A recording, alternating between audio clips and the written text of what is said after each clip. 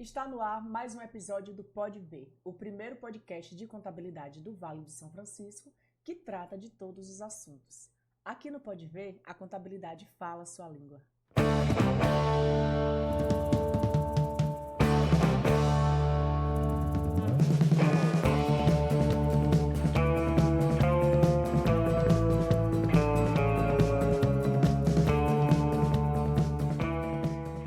Esse podcast é uma produção da Vermont Contabilidade, então eu convido vocês a seguir o Instagram da Vermont Contabilidade, @Vermont Contabilidade, e também se quiserem seguir o meu Instagram pessoal, é @VeronicaMonteiro_Conte. E hoje, no episódio de hoje, eu tenho a alegria de receber meu amigo, Enio Nepomuceno. Enio, meu querido, muito obrigado por aceitar meu convite. Nós vamos trazer um assunto que está muito efervescente, né? A polêmica da redução da jornada de escala de trabalho de 6x1. E Enio é auditor fiscal do trabalho, bacharel em Direito, professor universitário, especialista em Direito do Trabalho e especialista em Segurança do Trabalho, né, Enio? Sim. Então, é uma pessoa muito qualificada para tratar desse assunto. Mais uma vez, muito obrigado por ter aceitado o meu convite e fique à vontade. Eu que agradeço a oportunidade, né, de estar aqui. A gente que é amigo e é um prazer tanto para poder discutir o assunto, como para poder também te reencontrar, te ver e a gente poder conversar um pouquinho sobre esse tema. E assim, não me convide para falar bem de direito do trabalho, não, que eu venho, né? Direito do trabalho que é a minha vida, a minha paixão. E sempre que houver oportunidade para conversar, dialogar, esclarecer com carinho, a gente sempre vai estar presente para falar sobre isso. Até para expandir, né, o diálogo e a consciência também, para a gente aprender, sim, né, sim. sobre as coisas. E como eu te falei, assim, dentro dessa coisa de multipersonalidades, né, só deixar claro assim, eu embora exerça várias tarefas na área trabalhista, com autoridade fiscal e tal, a nossa conversa aqui, eu evidentemente não estou hoje falando como auditor, como autoridade, tô só... Não falo em nome do Ministério, sim. Né, não tenho nem essa prerrogativa de falar em nome do Ministério do Trabalho, sim, sobre o tema. Quem se pronuncia é o ministro. Eu estou falando como professor, como estudioso do direito do trabalho. Cidadão, né? Como pessoa, né? Para a gente bater um papo, esclarecer. E até porque esse tema ele é um tema muito mais de sociologia do trabalho, né? Do que de direito, essencialmente jurídico, né? É um tema que envolve uma visão sociológica, uma visão econômica, plurifuncional, pluritemático. Mas é um tema que eu acho que é legal e a gente vale a pena conversar um pouquinho sobre ele, embora ele ainda esteja muito ainda em chamas, né? Tá muito efervescente. A gente não tem um distanciamento para ver, mas eu acho que vale a pena conversar para esclarecer um pouco. Pronto. Enio, para começar a nossa conversa, eu queria que você contextualizasse aí o projeto. Eu queria que você explicasse para a gente o que é o projeto, né, dessa emenda constitucional, vai fazer uma emenda na Constituição que está alterando a escala de trabalho, né, de 6x1. Qual é o objetivo principal dessa proposta na sua concepção? Na minha opinião, assim, esse projeto, ele ainda não é exatamente um projeto, né? No momento, ele é uma iniciativa, vamos chamar dessa forma, sim, nesse momento. Ainda não é um projeto. Não, da deputada Érica, né? Isso. E ela, dentro das suas propostas parlamentares, né, de desenvolver a luta política como deputada de esquerda, de vertente mais popular, eu até conversando hoje de manhã com alguns alunos, dizia, eu acho que nesse momento ele é muito mais uma provocação, né, da parte dela, assim, de despertar um assunto, uma discussão, porque para você realmente fazer uma emenda à Constituição, existe todo um rito, uma sequência, né? Existem alguns tópicos da Constituição que são possíveis de mudança, a gente faz isso através da emenda constitucional, e existem alguns temas da Constituição que sequer podem ser objeto de emenda constitucional. Os direitos trabalhistas, eles são direitos individuais. Então, há uma cláusula na Constituição, as pessoas costumam chamar de cláusula pétrea, é muito comum a gente falar, isso é cláusula pétrea. Eu entendo que o direito do trabalho, o artigo 7º, que traz o rol de direitos trabalhistas, ele é uma cláusula pétrea. Sim. Aí a pergunta, pode mudar a cláusula pétrea? Pode. Você só não pode mudar para suprimir direito. Então, as cláusulas pétreas da Constituição, elas podem ser alteradas para trazer situações mais benéficas às pessoas. Então, por isso, essa iniciativa dela, num primeiro momento, é, em tese, viável. Mas o processo para fazer uma alteração de emenda à Constituição, ele é um processo que requer, primeiro, a iniciativa, através da colheita de assinaturas. Depois isso vai ter que ser submetido a uma comissão lá na Câmara, né, de Deputados, uma comissão de Constituição e Justiça, para ver, justamente fazer esse estudo da viabilidade constitucional desse projeto. E aí sim, né, a gente vai partir para a discussão política mesmo, nas casas. Esse projeto é votado, ele seguindo o processo de emenda constitucional, ele é votado nas duas casas, na Câmara e no Senado, em 2 turnos de votação, tem que ser aprovado nessas 4 votações por 3/5 dos parlamentares de cada casa, sim. E aí sim ele se transforma numa emenda que vai alterar a Constituição. A proposta da deputada, assim, não entrando assim, em maiores detalhes técnicos, sim. Seria de reduzir a jornada de trabalho do trabalhador brasileiro, né? Que hoje em dia, o artigo 7º traz um limite a essa jornada de trabalho, que é de 8 horas diárias e 44 horas semanais. Sim.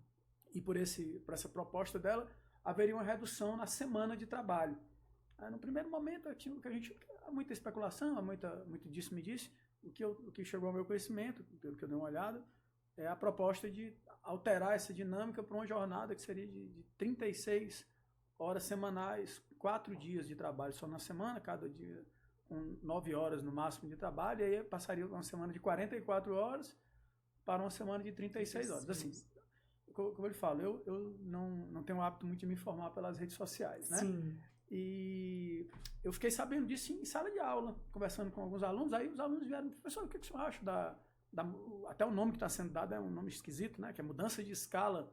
Não se trata, na minha percepção, muito de mudança de escala. Isso é mudança de jornada de trabalho. Aí, o que é que o senhor acha? Eu falei, olha, eu nem sei direito o que é isso. Aí também não dei tanta bola, polêmica aí disseram que estava tendo uma confusão danada dessas dicotomias ideológicas, de direita e de esquerda. Já entrou nessa seara. Eu corro dessas coisas. Aí nem fui. Aí depois um outro aluno e outra turma perguntou, você já ouviu falar Eu falei, cara, vou dar uma olhada, o que é isso? Aí fui dar uma olhada. Minha filha em casa também perguntou, pai, você explica o que é que você acha? E aí foi que eu fui me inteirar, e aí você depois me chamou pra gente conversar sobre isso. E aí é uma conversa mesmo, porque assim, o conhecimento jurídico até que a gente tem, mas assim, sobre o trâmite, o que é que está por trás disso, lá na disputa política, lá na disputa, na guerra ideológica, lá a gente não tem noção, eu não sei exatamente o que é que está por trás disso, mas a ideia é essa, é reduzir jornada e manter salário, né? Então seria essa a ideia. Enio, e partindo, já pegando o gancho aí, né, da parte técnica, eu queria que você trouxesse de novo a sua visão sobre os princípios legais, assim, dessa mudança, né, que essa emenda propõe, né? Quais são as principais mudanças que essa emenda trará para os trabalhadores e para os empregadores? Concretamente, dentro dessa concepção, que ela ainda vai ser muito discutida, inclusive pode haver um efeito, inclusive até não se sabe, né? Quando se leva um projeto desse, o que vai sair de lá das discussões, a gente não sabe. Mas a ideia, certo, né? Hoje em dia, a jornada de trabalho do brasileiro, né? A jornada padrão, vamos falar assim, ela é de 8 horas diárias, 44 horas semanais. As pessoas corriqueiramente trabalham de segunda a sexta por 8 horas, sim, e no sábado, meia jornada. E a hora extra? A permissão de hora extra? A gente pode, no Brasil, aí já é a CLT que autoriza, sim, né? A Constituição dá abertura, diz que pode haver prestação de horas extras, e até pode haver, por acordos e convenções coletivas, a prorrogação dessa jornada e a prestação de hora extra. A hora extra no Brasil, atualmente, ela tem uma limitação de 2 horas diárias. Então, o trabalhador ele poderia, em tese, trabalhar as 8 horas normais num dia, né? E mais, além disso, 2 horas. A princípio, remunerado com um adicional de 50% por essa hora extra. Eu digo a princípio porque também foram, ao longo dos tempos, aí, de 90 para cá, sendo criados diversos mecanismos de prestação de horas extras sem o pagamento, né? Isso compensação. Aí, com regimes de compensação. Na minha percepção, grosso modo, desfavoráveis ao trabalhador, porque você acaba trabalhando hora extra e não recebe em dinheiro, recebe em folga, mas a folga é quando convém ao patrão e tal. Então é uma coisa assim que há essa possibilidade hoje de você fazer hora extra e não receber hora extra, né? A gente desejaria que a regra é que o cara fizesse hora extra e recebesse. Mas há aberturas legais para que você faça e depois compense, né? Faça a compensação. Então essas são as jornadas. A gente tem no Brasil uma jornada, já tem uma jornada reduzida. A lei, a CLT autoriza. É a jornada por tempo parcial. Você pode fazer um contrato de trabalho já partindo de uma jornada reduzida. Ela é de 26 horas semanais ou 30 horas semanais. Mas aí você vai receber o salário proporcional a essas horas que você trabalhou. Sim. Se fizer 30 horas semanais, não pode fazer hora extra. Se fizer 26 horas, aí você ainda pode fazer umas horas extras na semana. Para acumular as 30, mas não pode passar de 30. Não. Aí são 2 regimes diferentes. Se você opta por 30, faz até 30 e não tem hora extra. E se faz 26 e você pode fazer mais umas 6 horas extras na semana espalhadas. E tem, depois da reforma trabalhista, ainda a tal da jornada 12 por 36. Que não as pessoas estranham, vai trabalhar só 4 dias na semana, mas a jornada 12 por 36 já é assim, né? O trabalhador trabalha um dia e o outro não. Ele trabalha 12 horas e folga 36, que são a noite de sono e mais um dia inteiro. Então, o cara ele vai alternando. Numa semana ele trabalha 4 dias e na outra trabalha 3. A diferença é que é uma jornada assim, muito opressiva, porque você fica trabalhando 12 horas continuamente, né? Mas já há essa possibilidade. Essa jornada 12 por 36, assim, na minha opinião jurídica, eu questiono, inclusive, a constitucionalidade dela, porque ela não tem muito respaldo.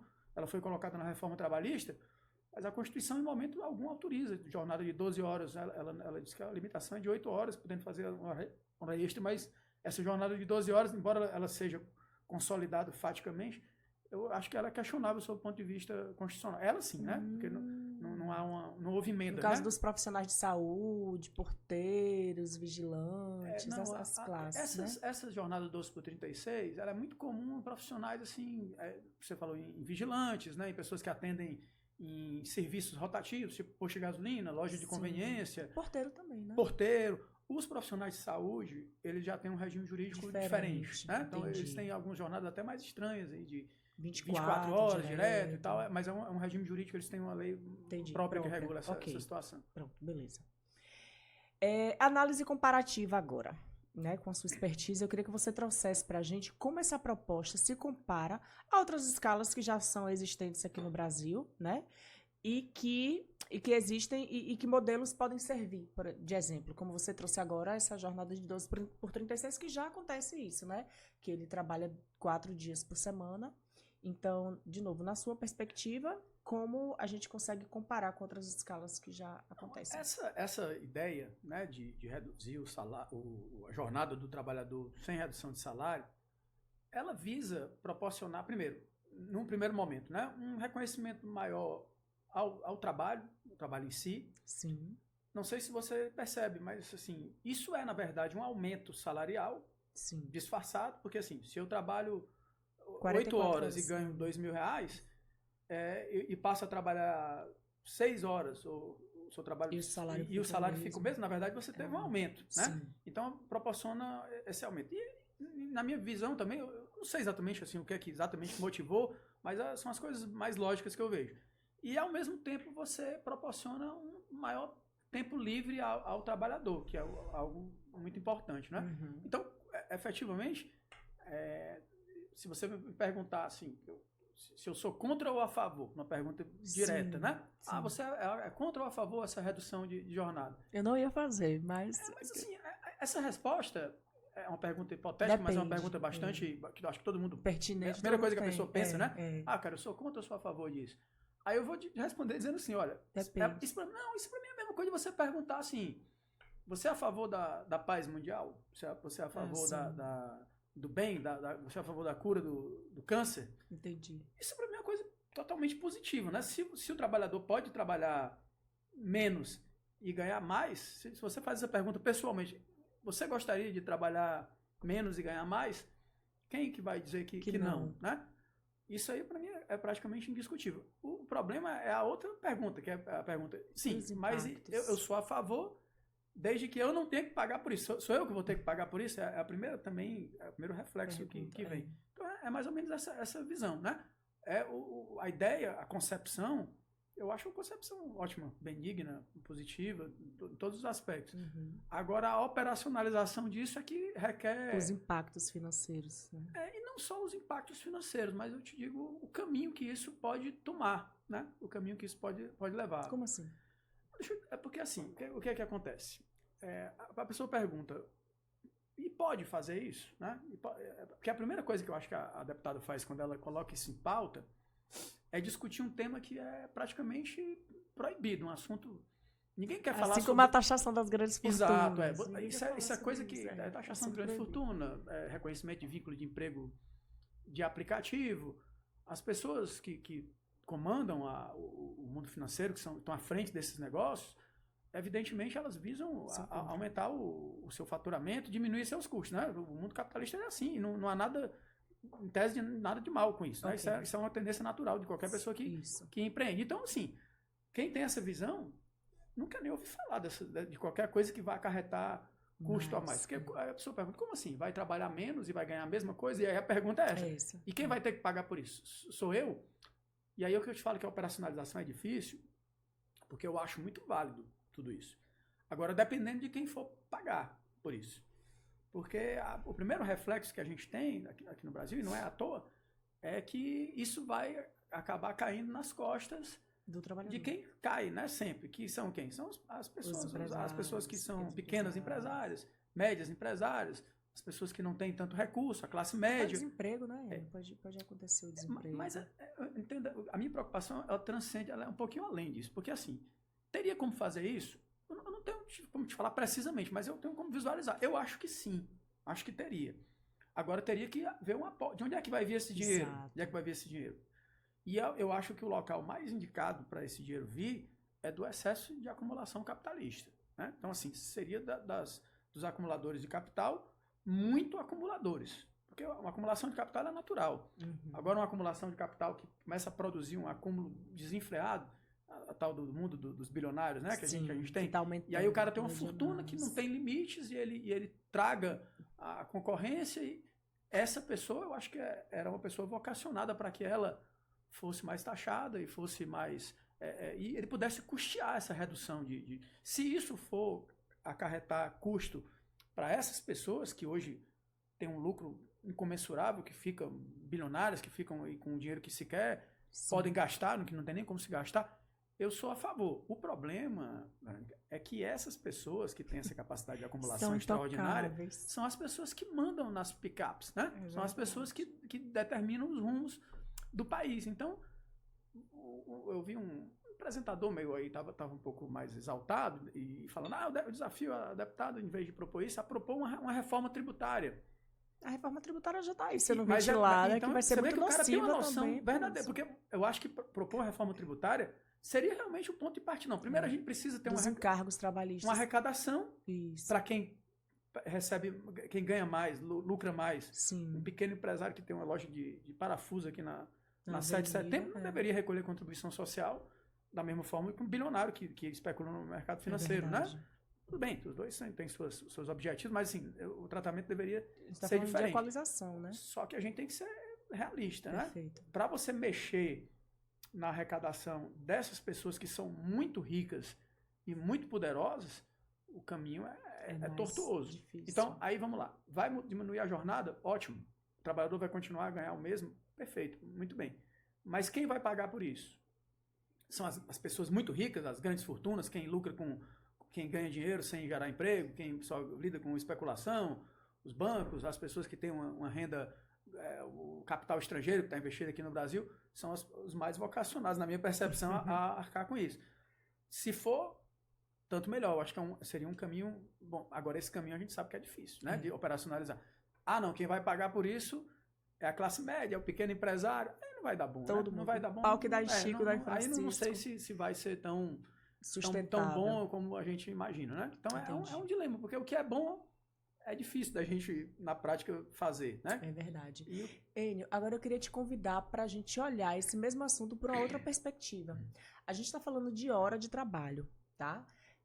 Hora de trabalho ele não mede produtividade, ele mede esforço. A hora de trabalho ela consegue mensurar o esforço. O que mede, né, de fato, a produtividade são números. São indicadores, são metas, né?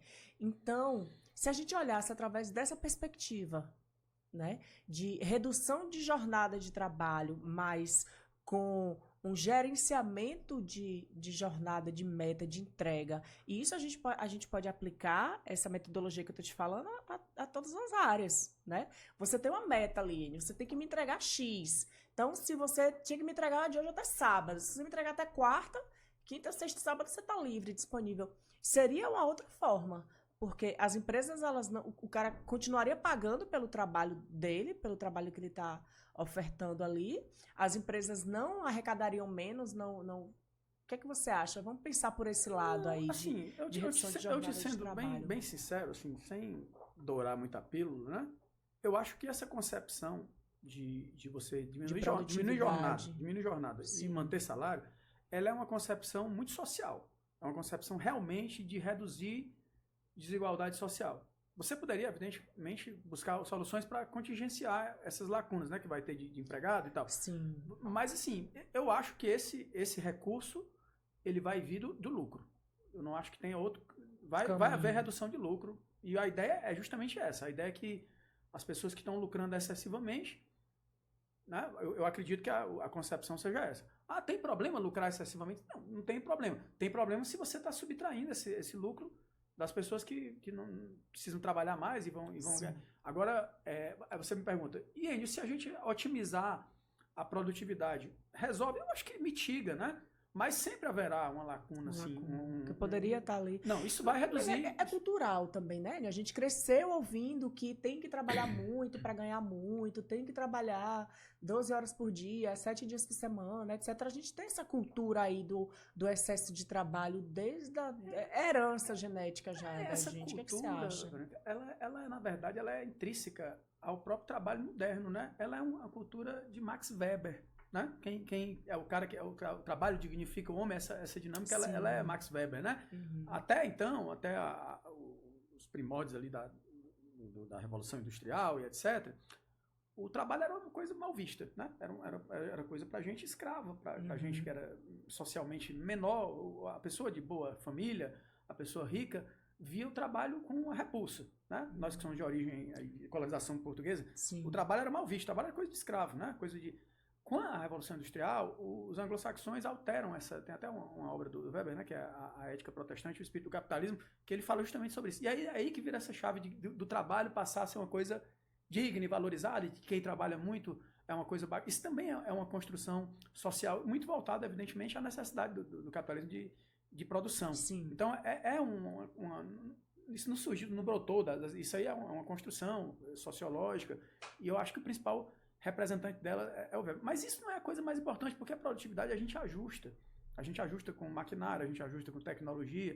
Eu vou te dar um exemplo aqui, um país que tem a jornada de trabalho reduzida, né? O Japão. O Japão é um país que, culturalmente, ele é um país muito voltado ao trabalho, à produtividade, e ele tem jornadas reduzidas, né? A gente vai falar sobre isso. Você traga alguns dados aqui de alguns países que têm jornada reduzida. Então, eu acho que não é isso. Eu acho que a produtividade você consegue contornar. Agora, é evidente, aí que eu volto para te falar. Eu acho também que você dizer que, por outros mecanismos, isso não vai acarretar em redução de lucro, eu acho que uma medida como essa tem que partir de um consenso de que, olha, eu não preciso lucrar 100 bilhões. Se eu lucrar 30 bilhões já é um dinheiro que eu não consigo gastar. Só que, é o que eu te falo, para convencer as pessoas que lucram bilhões de que elas podem lucrar menos bilhões, é um processo que é difícil, né, de você fazer. Mas eu acho que sim, que isso passa invariavelmente por uma redução de lucro. Você pode dizer, não, a gente ajeita de um jeito, mas assim, vai acarretar. Em todos os países que isso é implementado, acarreta uma redução do lucro. E é isso que é diminuição até o ajuste, né? Até chegar em isso é redução forma. De desigualdade. Para quem é bilionário lucrar um pouco menos, para quem é pobre poder ter um salário um pouco mais digno, ter mais tempo livre, poder trabalhar em outra coisa, ter mais poder se aperfeiçoar, né? Esse é o espírito. Eu trouxe aqui dados da Organização Mundial de Saúde, né, e da Organização Internacional do Trabalho, que 745 mil pessoas morreram nos últimos anos, porque esse número de mortes está ligada à carga horária, à alta carga horária, né, de 55 horas semanais.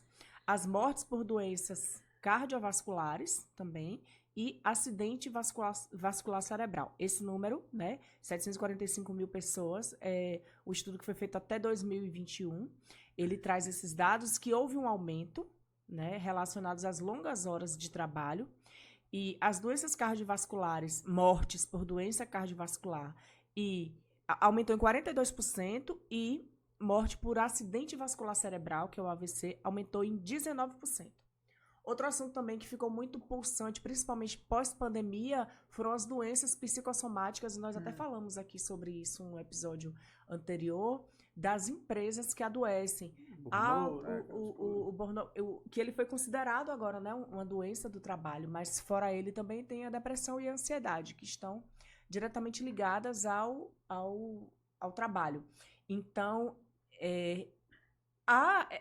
essa discussão, ela, na sua opinião, óbvio, ela vem no momento, porque a gente vem numa crescente aí, ó. Inclusive, tem dados aqui, ó, do INSS que no ano de 2023, o INSS concedeu 281.041 benefícios por incapacidade devido a transtornos mentais e comportamentais, o que representa um aumento de 40% em relação ao ano anterior. E a taxa, né, de acordo com a Globalmente, estima-se que a taxa de absenteísmo, deixa eu só pegar aqui, ó. Segundo o IPEA, o Instituto de Pesquisas Econômicas Aplicadas, a taxa de absenteísmo relacionada a transtornos mentais, como depressão e ansiedade, tem refletido aumento significativo, cerca de 30% a 40% dos afastamentos de algumas empresas, né?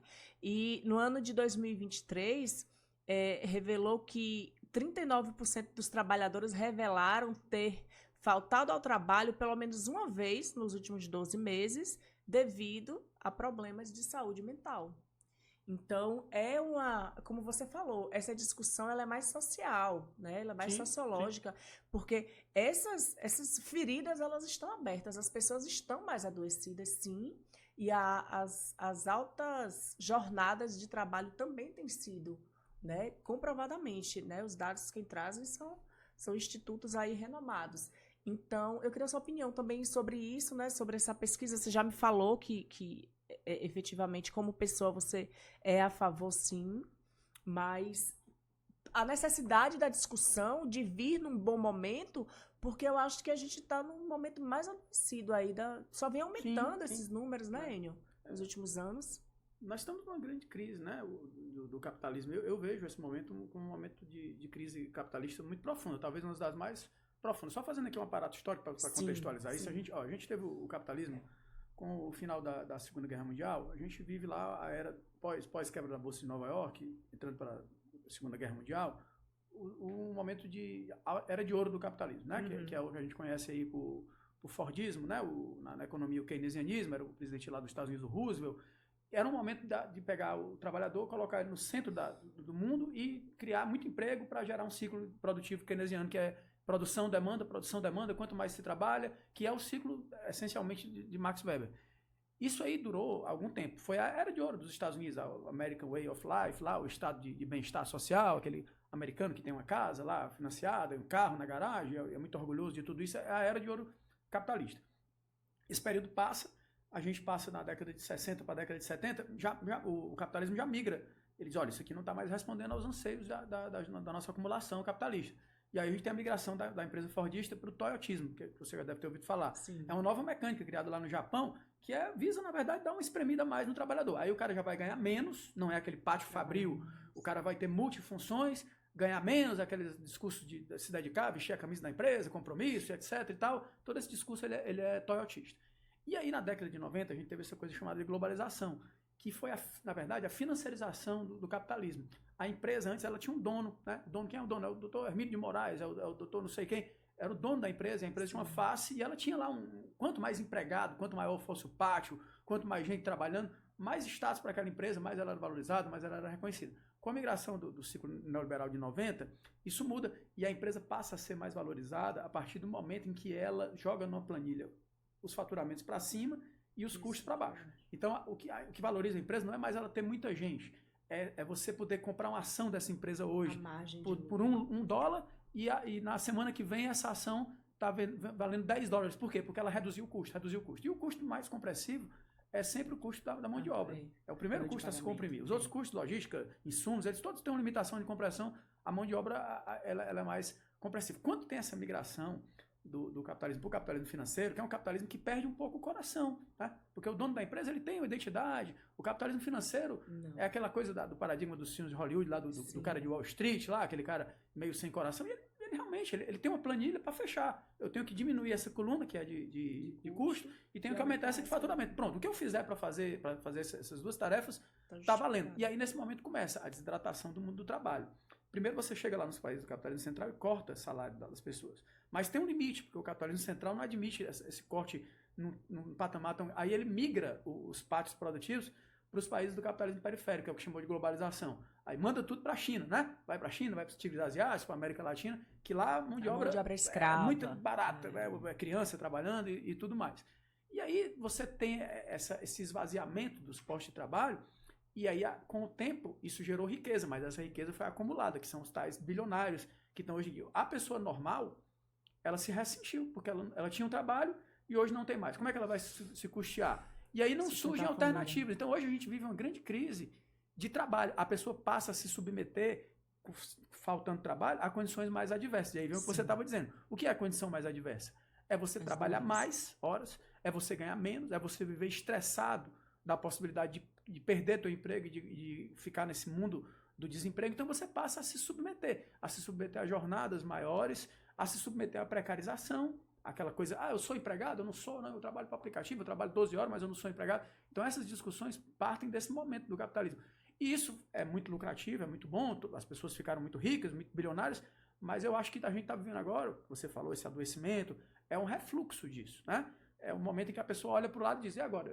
O meu posto de trabalho foi suprimido, foi precarizado, eu não ganho mais para eu ganhar o que eu ganhava, agora eu tenho que trabalhar mais horas, eu fico com medo de ser demitido, e há esse adoecimento. E vai se submetendo, né? Isso, e também de trabalhar muito, porque, olha, 8 horas de trabalho, desculpe quem tem uma opinião contrária, mas eu não consigo pensar diferente. É muito tempo de trabalho. Muito tempo. Trabalhar 8 horas. Se você trabalha, dependendo do que fosse, um trabalho braçal, numa lavoura a céu aberto, numa linha de produção repetitiva, num calor, num ruído, é muito desgastante. E ali isso tira vida. Vamos ver uma cidade como Petrolina, uma cidade média. Você acorda ali cedo, porque já tem um tráfego, tem uma dificuldade de transporte público, então você já acorda um pouco antes. Então, na tua vida, você acorda 6 horas da manhã para estar na empresa às 8. Aí trabalha das 8 até às 18, porque são 8 horas, mas tem intervalo de almoço, né? Então, aí você passa o dia todo lá, das 8 da manhã às 18. Depois chega em casa já umas 8 horas da noite. Você só vai ter das 8 da noite, isso eu estou dizendo uma jornada corriqueira, né? Você vai ter, e aí se for mulher, vocês sabem, a mulher tem a tripla jornada, vai ter que cuidar de filho, o patriarcado instituiu que a responsabilidade é dela, e ela vai ter que se virar para fazer as outras coisas, cuidar de casa, fazer comida e etc. E aí qual o tempo que a pessoa tem para viver, né? Para se dedicar? Isso impede, primeiro adoece, como você está falando, porque a pessoa vira um escravo do trabalho. Isso tem que dar graças a Deus que está empregado. Né? E por outro lado, nos barra qualquer proposta de ascensão social. Porque se você ganha um salário mínimo e trabalha, como é que você ascende socialmente? Se você não tem condição de estudar, de se dedicar, de crescer, de fazer um curso, de montar um outro negócio paralelo para ter uma renda extra, daí você poder fazer alguma coisa. Então isso é perverso e é nocivo sob diversos pontos de vista. Agora, essa visão que eu estou te falando é uma visão social. Eu sei que a visão do outro lado, que é a visão capital, olha, meu amigo, eu tenho uma planilha para fechar. Se eu não fechar, a minha empresa ela vai quebrar. Né? E é uma realidade. Eu acho que a questão é encontrar o equilíbrio. E a jornada, porque duas coisas que são importantes no mundo do trabalho, assim, fundamentais. É trabalho, é salário, porque a pessoa sai de casa para trabalhar por salário, para poder pagar as contas. Sim. E o tempo, porque, como diz a própria frase, tempo é dinheiro. Então, tempo também é salário. Então, todas as discussões acabam, vira e mexe, gira em torno disso aí. Então, você diminuir jornada e manter salário é você privilegiar as pessoas pobres, as pessoas trabalhadoras, as pessoas que ganham menos, que não têm tempo. Agora, aí a outra lado. E quem vai pagar por isso? Quem vai pagar por isso sou eu? Então não quero. Sou eu que decido, eu que mando na dinâmica parlamentar. Então não, arranje outra solução que essa. Então é um impasse, é um baita impasse social, né, se a gente for pensar bem. Eu abri uma caixinha de perguntas no Instagram e eu recebia algumas perguntas, né, e algumas contribuições que eu gostaria de falar aqui. Uma seguidora colocou assim: e a maioria das pessoas já não trabalham 6x1? Até onde eu sei, sim. Essa é a jornada hoje, né? De 44 horas semanais. Sim, 6x1. 6 dias trabalhados pelo domingo, que é O que descanso se que o pretende DSE é reduzir isso, né? Descanso semanal remunerado. Todo mundo, em tese, tem direito a um dia de semana, você tem que descansar, né? Que a lei diz assim, preferencialmente aos domingos. Preferencialmente. É a CLT que organiza essas pormenoridades aí. Outra participação que eu tive foi dizendo o seguinte: produtividade não está relacionada a horas de trabalho, e sim a horas produzidas. Foi aquela discussão que a gente conversou alguns minutos atrás. E, de fato, né, a produtividade, ela está... a gente mede produtividade com número, hora a gente mede esforço. Tem outro que diz assim: com essa escala, né, de 5x2, a jornada de trabalho será reduzida para 44 horas semanais? É uma pergunta. Não. Se a escala for ficar 5x2, a jornada passaria...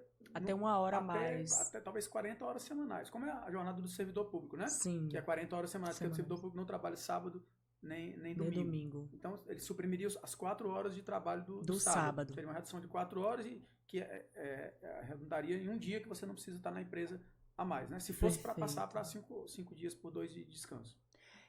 Outra pergunta aqui: como ficaria a rede varejista de supermercados que abrem aos domingos? Escala teria de que haver folga. escalas e contratações.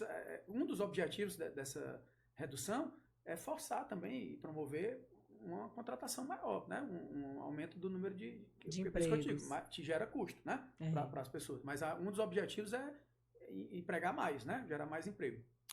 Tem uma participação aqui de uma seguidora que ela disse assim: o que deveria ser estudado é o fim da multa rescisória, que é uma multa abusiva e arbitrária. Seria uma saída, Enio? Não, né? A multa rescisória seria terrível, né? A multa rescisória é porque as pessoas não conhecem nem a história, né? Sim. Na realidade, o trabalhador brasileiro, ele tinha uma figura jurídica chamada de estabilidade, que tem em diversos países desenvolvidos. O trabalhador brasileiro, ele ficava estável no emprego com 10 anos de serviço. Se ele tivesse completasse 10 anos... Não podia ser mais cedo. Ele podia, mas assim, era uma pancada. Se a empresa fosse botar um trabalhador estável para fora, era uma pedrada. Entendi. Aí veio a Constituição de 88, e ela traz logo no inciso 1º do artigo 7º, que o trabalhador brasileiro deve ser protegido contra a despedida arbitrária.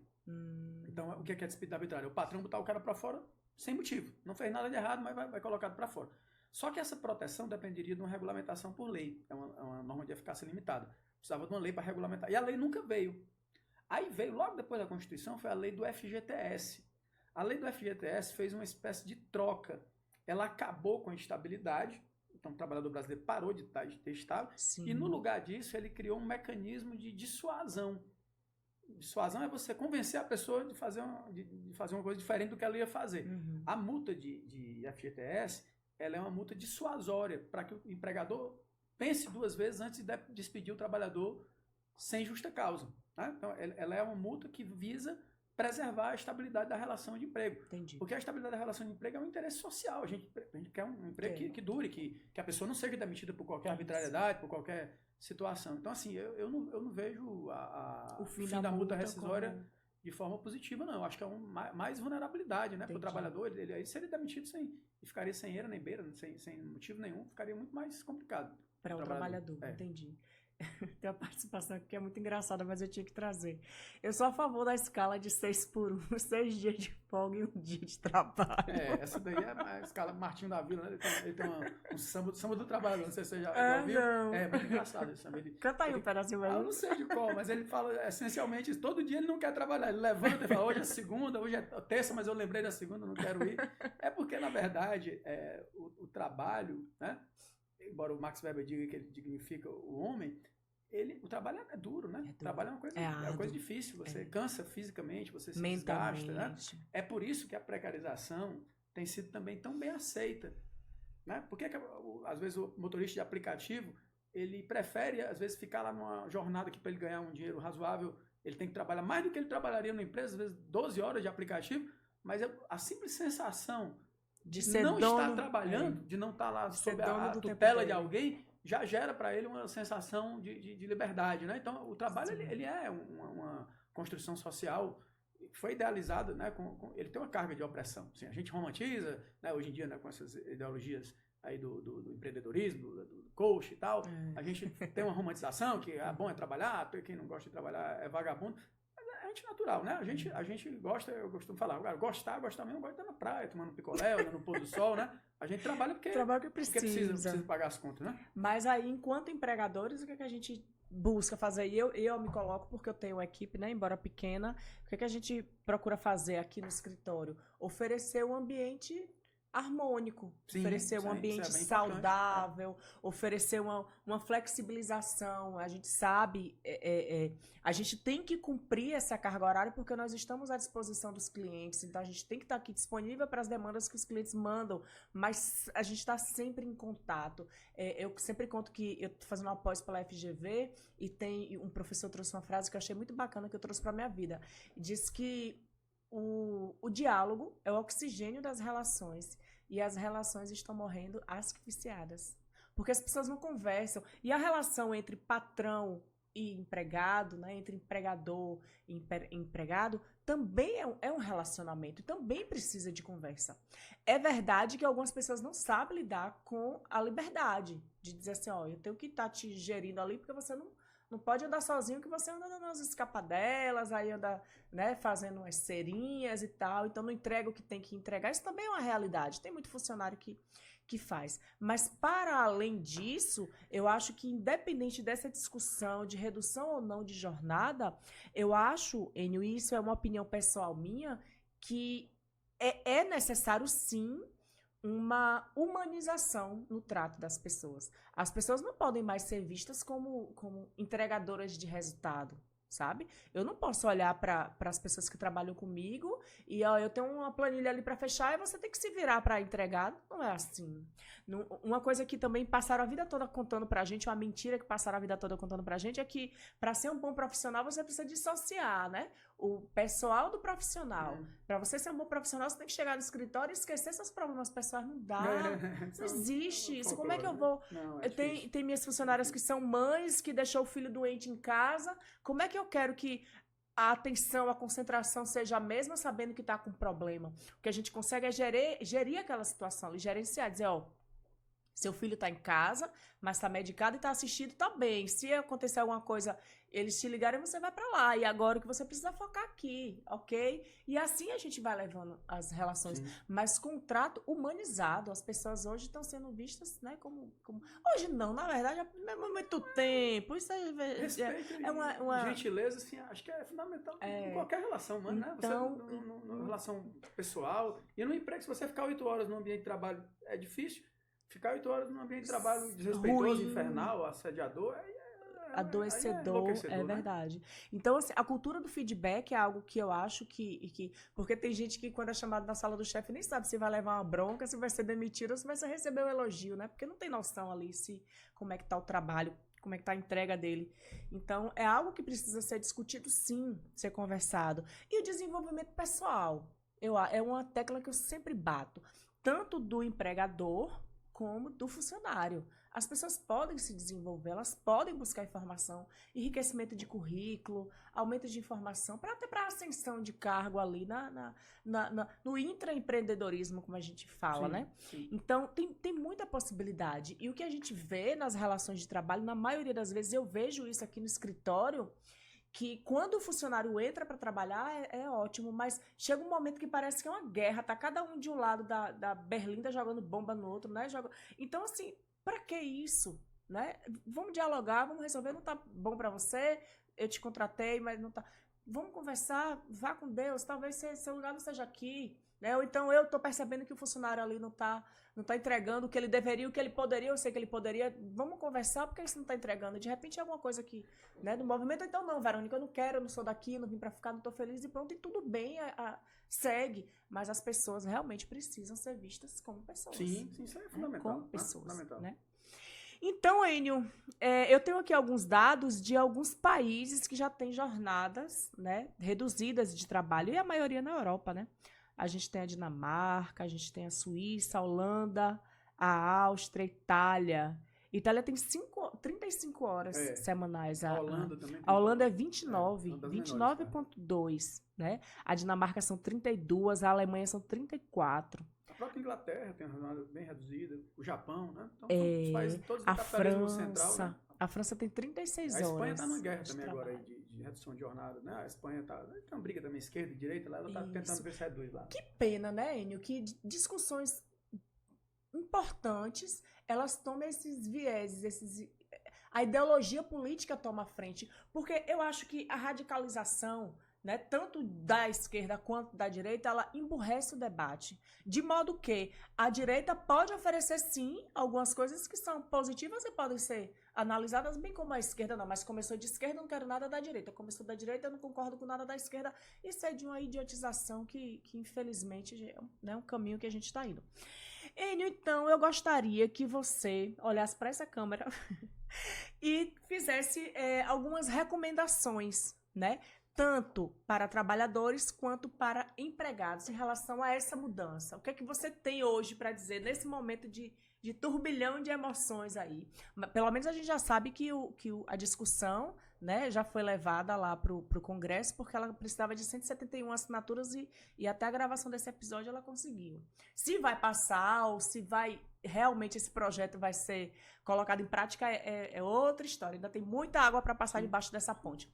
Mas nesse momento, até para acalmar os ânimos e para trazer as pessoas à reflexão, o que é que você deixaria assim, de mensagem para esse pessoal? Eu acho que é justamente isso, Bânica. A mensagem seria muito, embora seja uma obviedade, muita calma nessa hora, né? Assim, primeiro a gente não sabe o que é que vai acontecer. E em segundo lugar, essas dinâmicas do mundo do trabalho, elas sempre seguem uma sequência muito semelhante ao longo da história, se você for ver historicamente. Então, o primeiro reflexo das pessoas que são a quem o direito se dirige é gostar, é comemorar, é achar legal, né? Então, vai reduzir a jornada, a pessoa tem aquele reflexo. E, justo no outro lado, pensa, cara, isso aí vai dar ruim para mim, eu que vou ter que pagar. E aí isso provoca narrativas e dramatizações. Isso aí também é muito comum, eu acho que é comum. Então, só para te dar um exemplo. Se você for ver o processo de libertação da escravidão no Brasil, né?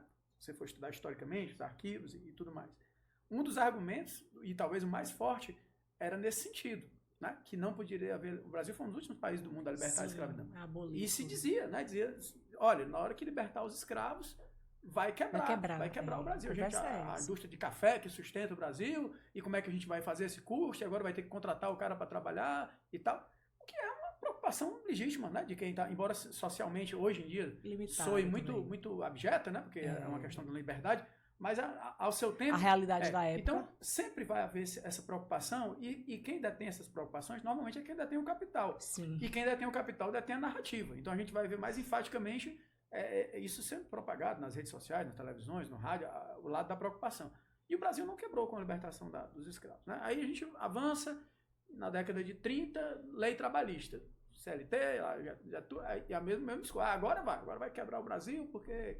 Como é que vai ter lei trabalhista? Agora a pessoa vai ter que ganhar um salário mínimo, quem vai dizer é o Estado, e vai ter que trabalhar só 8 horas, e não sei o que, isso vai acabar, vai quebrar tudo, vai... E aí não aconteceu. E aí, novamente, né, a gente teve aí as indas e vindas, regime militar, etc. A Constituição de 88, né? Essa daí é a mesma história. Não, agora vai ter benefício de prestação continuada para todo mundo, vai ter direito trabalhista em esfera constitucional, o Brasil não vai aguentar isso, vai quebrar. Então, tem até uma manchete muito interessante do Globo, né, que eu sempre vejo ali nos memes, que foi quando criaram o 13º salário, né? O 13º salário foi criado em 64. Logo depois que houve o golpe militar, foi feito, dizem as más línguas aí, que foi para dar uma segurada nos ânimos dos trabalhadores. Não sei se foi, porque eu não conheço como é que foi, mas eu sei que foi mesmo. Na época. Teve o 31 de março, logo depois saiu a medida... E aí tem uma manchete da Globo, né? 13º temerário vai quebrar o Brasil. E aí não quebra o Brasil, né? Então, primeira coisa, a gente tem que discutir, e todo mundo, eu acho que tem direito de defender o seu ponto de vista. Perfeito. Eu acho que quem é empregador tem direito de se preocupar, e tem direito de argumentar, e de discutir, e etc. E agora com calma, com tranquilidade, para aguardar, para ver o que vai realmente acontecer, e buscando a solução, porque isso é um outro conceito que tem que ter muito cuidado, tá? De que lei altera a dinâmica social.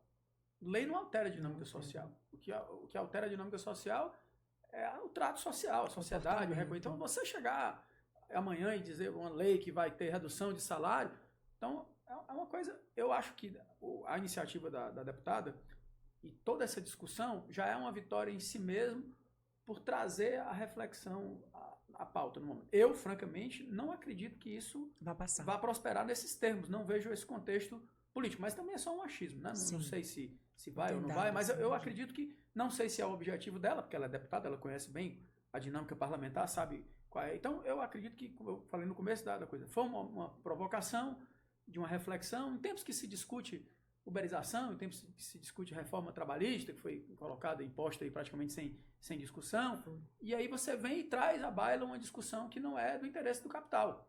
Não é. É um ato, sim, inusitado, pelo menos no mínimo, né? Você colocar uma pauta que não é do interesse do capital, e isso gera esse primeiro assodamento, essa reação tão efusiva. Eu acho que é por isso que se espera que a deputada Érica, talvez, venha trazer a pautas culturais, pautas de costumes, né? Defesa de minorias, defesa do público LGBT que ela representa e tal. E aí, porque para isso as pessoas talvez estejam preparadas para o debate. Mas aí ela vem de voadora. Vem com a pauta, caramba. Pegou todo mundo de surpresa. E por que não reduzir o salário? E aí, isso aí abala um pouco as estruturas. Por que não reduzir a carga horária? Por que não reduzir a carga horária e manter o salário? Aí, pô, o que essa mulher tá falando? Por quê? Que história é essa? Ela não vem falar do direito das mulheres. Então, é um outro enfoque. Eu acho que parcimônia, calma, como você falou, eu sou muito esperançoso da gente tentar resgatar o mínimo de civilidade nos debates, não se deixar levar tanto pelas paixões, né? Sim. As paixões normalmente são características das classes médias, quem é mais apaixonado, as pessoas ricas, elas são mais plenas ali, né? Quem tá vendo o que vai acontecer. Tá ali do depende. E depois vai se adaptar. Sim. Mas mais do que trazer a proposta, é já trazer junto algum caminho, né? Exato. De quem vai pagar, de quem vai arcar com isso. De onde é que vem? De onde é que esse recurso vai vir, sob pena de não gerar efeito nenhum se concretizasse, né?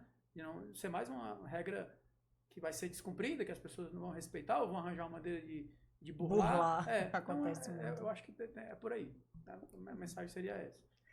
Enio, meu querido, muito obrigado por sua participação. Obrigado mais você uma pelo vez. convite. Foi prazer estar falando com você aqui. Foi um bate-papo enriquecedor. Então, a gente fica por aqui e eu espero vocês no próximo episódio.